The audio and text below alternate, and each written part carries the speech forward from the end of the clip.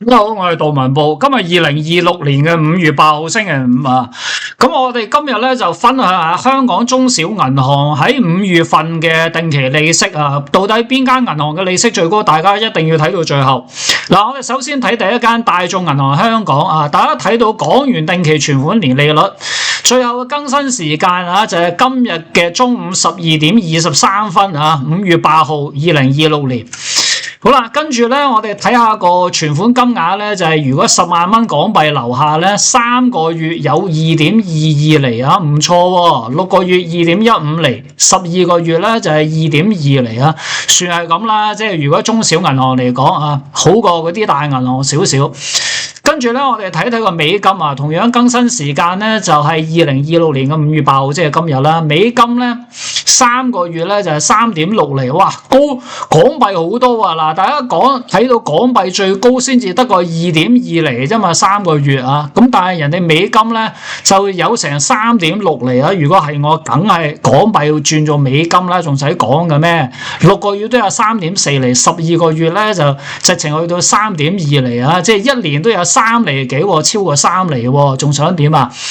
跟住咧，我哋睇睇個人民幣啦。嗱，人民幣大眾銀行嗰個利息咧就係3個月、6個月、12個月，差唔多都係1厘啊。咁6個月同12個月咧就係高過0.1厘啊，即係不要也罷啦。即係如果你真係手頭人民幣啊，即係一路想 keep 住用嘅咁啊。我就冇所謂啊，但係我就肯定會轉翻港幣或者美金做啦。如果你係點樣咧，你自己決定啦。跟住咧，我哋睇睇個招商永隆啦，咁招商永隆，大家睇到個更新時間啊，同樣都係最新嘅今日啊，即係2026年嘅5月8號中午嘅12:26分啊。咁我哋睇到咧，港幣1萬蚊至到499999蚊咧，3個月啊，分行做0.25厘，手機做咧1.6厘；6個月分行做0.25厘，手機做1.9厘。12個月分行做0.25厘，手機做1.9厘，哇！即係低過頭先大眾好多啊，即係2厘都唔夠啊！咁啊，唯一好處咧，佢就係有24個月嘅定期啊。咁但係24個月咧，大家睇到啦，個手機做啊得個0.15厘啊，即係不要也罷啦。好啦，跟住咧，我哋睇翻個美金啊，同樣更新時間今日啊。嗰個美金1000蚊至到49,999蚊美金啊，咁啊3個月咧分行做1厘，手機做咧3.1厘；6個月咧分行做1厘，手機做3.05厘啊；12個月咧分行做1厘，手機做2.8厘。咁但係同樣都冇呢個嘅嗰個大眾高啊，咁人哋大眾咧係差唔多去到幾多啊？3.6厘喎，大佬。咁啊，即係永隆咧就真係爭啲啦，咁啊人民幣有冇高啲啊？人民幣1萬蚊至到99,999蚊啊，3個月咧分行做0.45厘，手機做0.85厘；6個月咧分行做0.45厘，手機做0.9厘；12個月分行做0.45厘，手機做0.9厘啊，即係都係爭嗰個大眾銀行好多啊！即係大眾銀行都有起碼就係1厘啊，即係起碼都係1厘啊或者以上啦。好啦，未講第三間之前，我想講一講啊，即係而家港股嘅快手啊，1024啊，咁大家睇到嗰幅圖咧，佢而家開始谷底反彈啊，即係由最低嘅43蚊左右啊，咁啊今日咧就差唔多升到49蚊啊，咁啊到底值唔值得入手咧？呢隻短炒又得唔得咧？咁我就喺我高級會員同埋金鑽會員啱發布咗文章啊，咁就係最近谷底反彈嘅港股1024快手，而家係咪可以買入正股或者短炒，或者係短炒呢個衍生品，包括咗認購期權啊、認沽期權等等啊。咁啊，另外仲有好多嘅文章啊，即係呢排咧，我發布咗好多個文章，即係譬如話5月7號一炮四響，一間公司同時有齊呢個嘅 EDD 2份債券同埋股票嘅詳細分析啊，咁啊，大家千祈唔好錯過啦。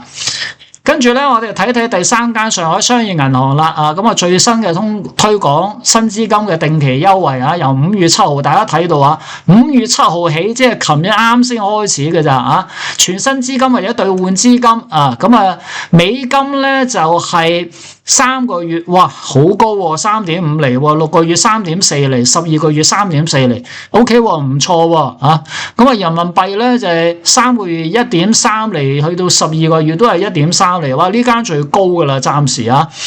跟住咧，我哋再睇下佢嘅舊資金啦，又係同5月7號開始啊。咁啊，港幣3個月2.3厘，6個月2.33厘，12個月咧2.33厘。美金3個月3.33厘，6個月3.25厘，12個月3.23厘啊。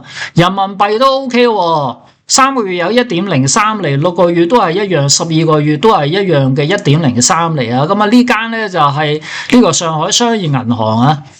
好啦，跟住咧，我哋睇下一間啊，即係創興銀行啦。大家睇到最後更新時間係2026年嘅5月8號啊，啱先更新嘅咋啊。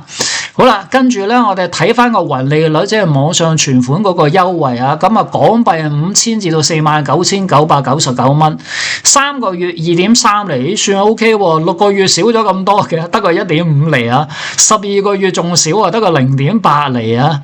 好啦，咁啊，美金又點樣咧？美金1000蚊至到9,999蚊啊。咁啊，3個月有3個月咧就有3.4厘喎，唔錯喎。6個月咧，6個月有3厘啊，12個月咧就2.85厘啊，即係3個月最香啊，3.4厘。咁人民幣又點樣咧？5000蚊至到49,999蚊，3個月有1.2厘，6個月都係一樣，12個月都係一樣啊。